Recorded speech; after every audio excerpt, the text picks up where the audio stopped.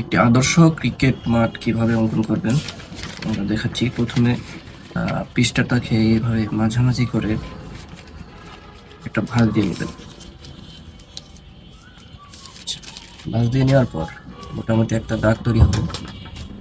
সেখান থেকে খাতার মাঝে বরাবর একটা বিন্দু নির্ণয় করে সেখান থেকে সামনে 3 সেন্টিমিটার এবং পিছনে 3 সেন্টিমিটার, অর্থাৎ 1 2 3, এই 3 সেন্টিমিটারে এক দাগ, 1 2 3, এই 3 সেন্টিমিটারে এক দাগ, এই 2 দাগ দিয়ে নিলাম। এটা হচ্ছে দুইটা স্টাম্প, মিডল স্টাম্প। এটা মিডল স্টাম্প, এটা মিডল স্টাম্প। এরপরে এই দিকে 1 সেন্টিমিটার এবং এইদিকে 1 সেন্টিমিটার এবং এইদিকে 1 সেন্টিমিটার একটা দাগ দিয়ে নেব। 1 সেন্টিমিটার, এইদিকে 1 সেন্টিমিটার, এই পাশেও তাই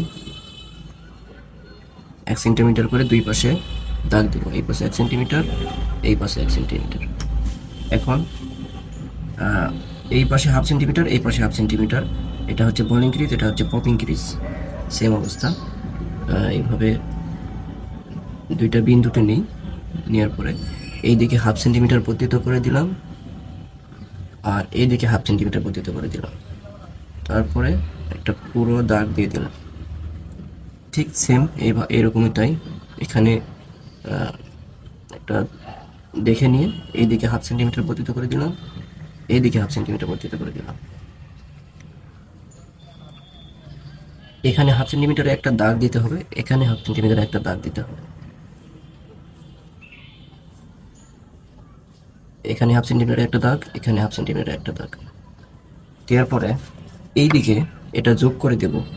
এমনভাবে যোগ করে দিব যাতে এই পাশে 1.5 সেন্টিমিটার বেশি এবং এই পাশে 1.5 সেন্টিমিটার বেশি হয়। এটা পপিং ক্রিজ।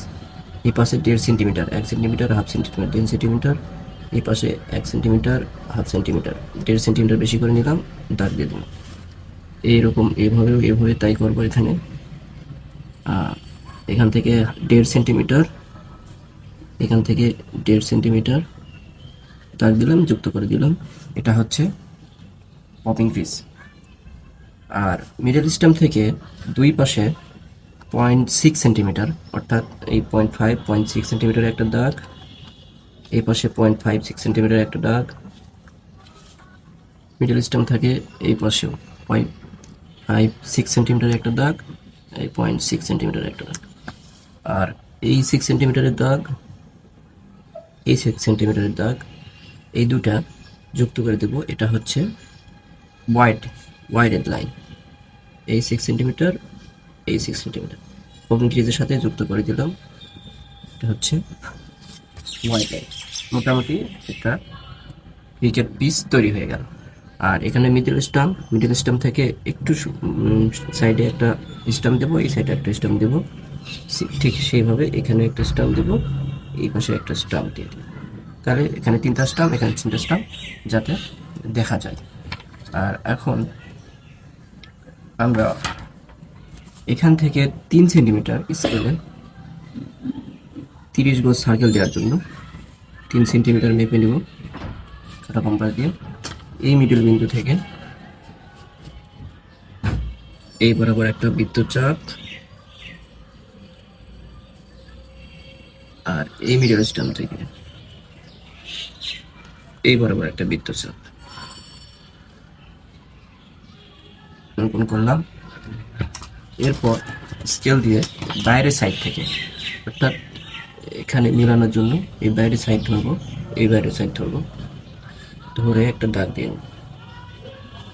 ঠিক সেমভাবে এখানে বাইরের প্রতিটা অংশ, এখানে বাইরের প্রতিটা অংশ একটা দাগ দিয়ে নেব।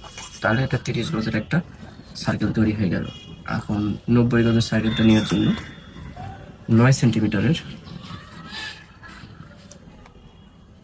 এখান থেকে এই মোটামুটি 9 সেন্টিমিটার একটা পুরো বৃত্ত এঁকে দেব। তাহলে একটা ক্রিকেট মাঠ, পূর্ণাঙ্গ ক্রিকেট মাঠ তৈরি হয়ে গেল।